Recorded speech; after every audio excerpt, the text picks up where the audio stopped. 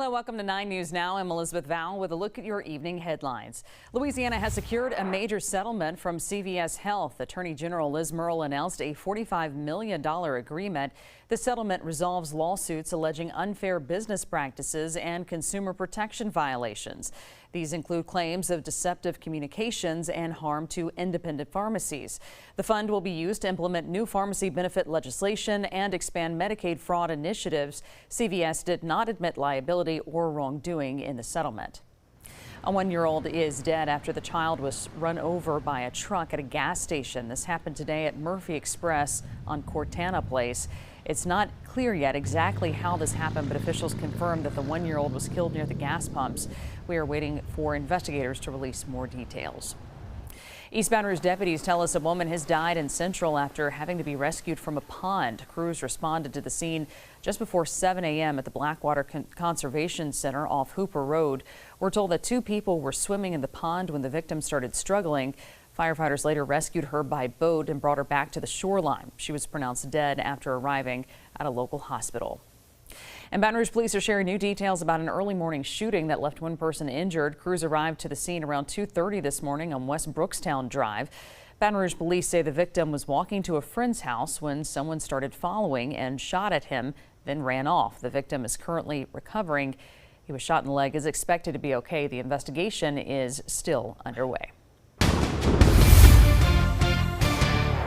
Coming up on 9:02, let's get a check of your forecast over to Dr. Steve Caprata. Hi, Steve.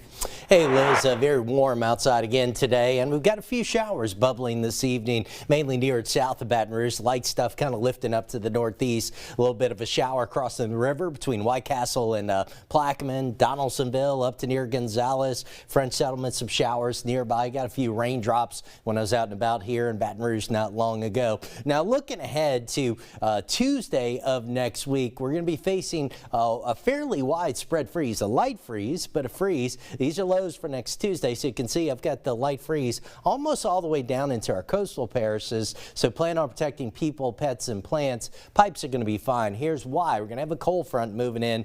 Give you a look at things on Futurecast as we advance it through midnight. It's got it pretty dry, but again, we've got a few showers out there right now. It does generate some more light showers overnight. That's daybreak on Saturday. As we head towards lunchtime, still looking at just a few showers. Here comes the front moving in from the west, and our best rain chance is probably going to be during the afternoon, early evening as the front moves on in. A rumble or 2 of thunder, storm potential a little bit greater off to our east, and then by tomorrow night the rains will start to exit. Breezy and much cooler weather moving in. Still looking at very modest rain amounts for many of us, generally a 1/4 inch or less of rainfall, maybe a little bit more near and north of the state line. All right, as we get into the weekend, we've got big changes now.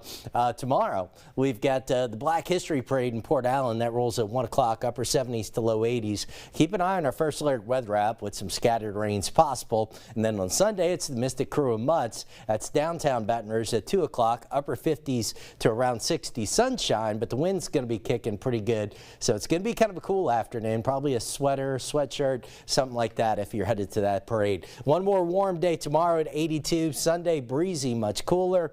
We're into the 30s Monday and Tuesday morning. And as we talked about, Tuesday morning, our coldest, but it is going to be a brief cold snap. After that, temperatures rebound quickly back into the 70s the second half of next week. Liz. Steve, thank you. Tomorrow, the East Baton Rouge Parish Library will host its annual Mid-City MicroCon. The event celebrates comic creators and fans. It's happening at the main library on Goodwood from 10 in the morning until 4 in the afternoon. There will be games, movie screenings, and performances, and of course, fans can dress up as their favorite cosplay costumes. There's also a Black History Month celebration happening tomorrow in West Baton Rouge. Save Our Sons is hosting its 23rd annual parade in Port Allen. The theme is celebrating Black brilliance. It rolls at 1 o'clock, starting at William and Lee Park. Hey, remember, the 9 News app is a great way to keep up with all the things going on in our area. A good one to have this weekend as those rains move through is the weather app as well. So if you haven't already, make sure to make those downloads. Thanks for joining us for this quick look at your headlines. I'm Elizabeth Vowell. Our next newscast is 9 News at 10 on WAFB. We'll see you then.